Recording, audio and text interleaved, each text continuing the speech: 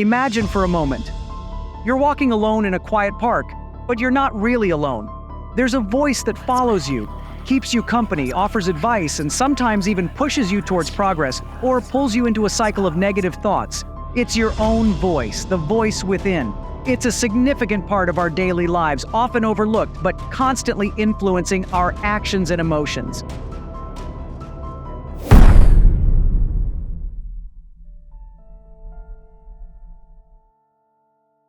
One of the major issues we deal with every single day is self-talk. We don't live in the present for between 1/3 and 50% of the time we are awake. And what do we do at that time? We're conversing with ourselves. Your capacity to reflect on your life while remaining silent and using language is known as your inner voice. Chatter alludes to the negative aspects of the inner voice. We don't come up with solutions when we focus on ourselves to try to understand our issues. We end ourselves dwelling on things, fretting, and imagining the worst. We get caught in a destructive cycle that turns this incredible gift we have, our inner voice, into a curse rather than a blessing. Language, according to many scientists, is a tool that helps us navigate the world, and our ability to utilize language to communicate not only with others, but also with ourselves, gives us a survival advantage. It's a fantastic problem-solving tool. At the most fundamental level, our inner voice is a component of our verbal working memory system. It is a fundamental component of the human mind that allows us to keep linguistic information current in our minds. Our inner voice also allows us to plan and simulate. So, before a speech, for example, I'll go over in my thoughts what I'm going to say and what the different talking points will be. I'll wait to hear what questions people have for me, and then I'll respond in order. I'm acting out the conversation with the help of my inner voice. Our inner voice helps us with self-control. Consider the last time you wanted to grab a late-night snack, but you told yourself, "Don't do it. You'll be sorry in the morning." That is your inner voice speaking. Finally, the inner voice assists us in storing fire lives. Many of us look inward to create a story that explains our experiences in ways that affect our understanding of who we are, our identity.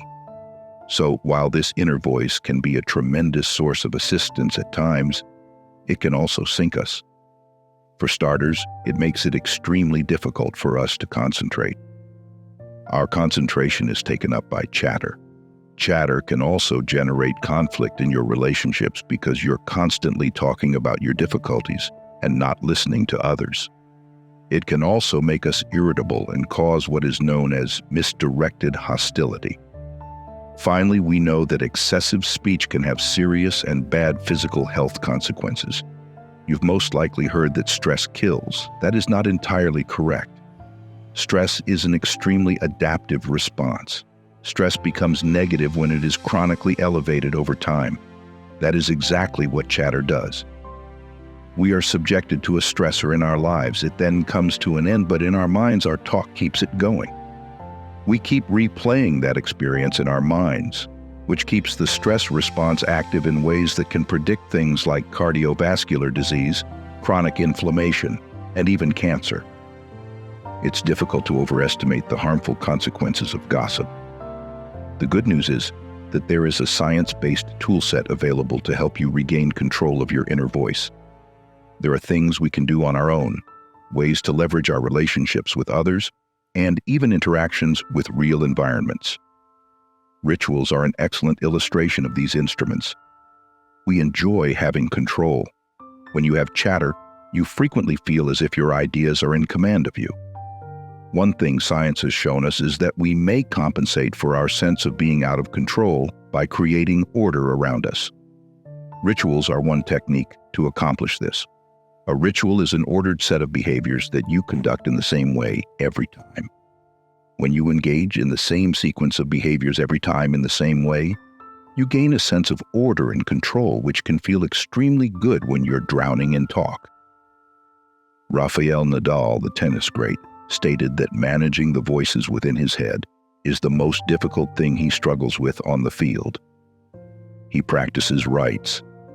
He goes to his bench during breaks in play. He takes a sip from one water bottle, then another, and then he places each water bottle exactly where he took them up on a diagonal to the court. It's a routine he follows to keep his mind calm.